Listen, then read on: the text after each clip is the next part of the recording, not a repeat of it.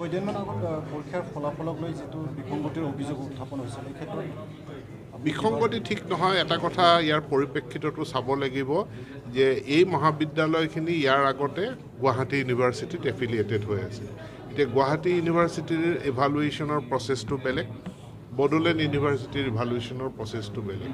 এই প্ৰচেছটো হোৱাৰ কাৰণে ক'ৰবাত এটা কমিউনিকেশ্যন গেপো থাকিলে, কিন্তু বড'লেণ্ড ইউনিভাৰ্চিটিৰ যিটো ইভালুৱেশ্যন ছিষ্টেম আছিলে সেই ছিষ্টেমটো ইয়াত ইণ্ট্ৰডিউচ কৰিলে, কিন্তু এই কলেজ কৰ্তৃপক্ষই হয়তো বহুতে কথাটো ভালকৈ বুজি নাপালে, ক'ৰবাত এটা কমিউনিকেশ্যন গেপ আছিল।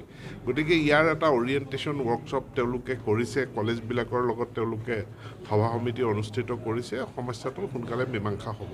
আৰু মানে বড'লেণ্ড ইউনিভাৰ্চিটিলৈ আহিছিলোঁ, আৰু বিশেষকৈ বড'লেণ্ড ইউনিভাৰ্চিটিৰ একাডেমিকেলি ইউনিভাৰ্চিটিক কেনেকৈ আমি উচ্চ স্তৰলৈ নিব পাৰোঁ তাৰ কথা বিশেষভাৱে আলোচনা কৰোঁ। ইতিমধ্যে যি 17টা ডিপাৰ্টমেণ্ট আছে বড'লেণ্ড ইউনিভাৰ্চিটিত, সেই 17টা ডিপাৰ্টমেণ্টৰ কাৰণে আমাৰ যিখিনি পোষ্ট গভৰ্ণমেণ্ট অফ আছামে চেংচন কৰি দিছিল, বিশেষকৈ প্ৰফেচাৰ ৰেংকৰ কিছু আসন পোষ্ট এতিয়াও ভেকেণ্ট আছে। কেইবাবাৰো এডভাৰটাইজমেণ্ট দিয়াৰ পাছতো আমি কেণ্ডিডেট পোৱা নাই। কিছু সংখ্যক এছ'চিয়েট প্ৰফেচাৰ পোষ্টো ভেকেণ্ট আছে। তো কি কাৰণত কোকৰাঝাৰত বড'লেণ্ড ইউনিভাৰ্চিটিলৈ ইয়ালৈ আমি ফেকাল্টি পোৱা নাই, এই কাৰণসমূহ আমি আলোচনা কৰিছোঁ। তাৰ লগতে অন্যান্য যিখিনি আন্তঃগাঁথনিৰ সমস্যা আছে, প্ৰশাসনিক সমস্যা আছে, এই সমস্যাখিনিও আমি আলোচনা কৰিছোঁ।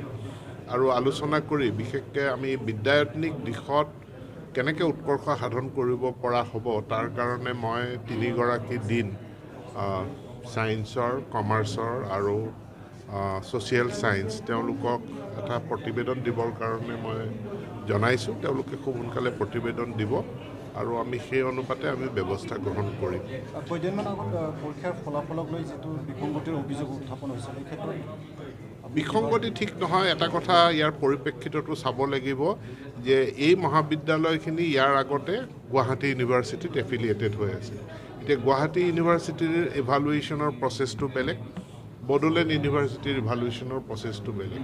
এই প্ৰচেছটো হোৱাৰ কাৰণে ক'ৰবাত এটা কমিউনিকেশ্যন গেপো থাকিলে, কিন্তু বড'লেণ্ড ইউনিভাৰ্চিটিৰ যিটো ইভালুৱেশ্যন ছিষ্টেম আছিলে সেই ছিষ্টেমটো ইয়াত ইণ্ট্ৰডিউচ কৰিলে, কিন্তু এই কলেজ কৰ্তৃপক্ষই হয়তো বহুতে কথাটো ভালকৈ বুজি নাপালে, ক'ৰবাত এটা কমিউনিকেশ্যন গেপ আছিল। গতিকে ইয়াৰ এটা অৰিয়েণ্টেশ্যন ৱৰ্কশ্বপ তেওঁলোকে কৰিছে, কলেজবিলাকৰ লগত তেওঁলোকে সভা সমিতি অনুষ্ঠিত কৰিছে, সমস্যাটো সোনকালে মীমাংসা হ'ব।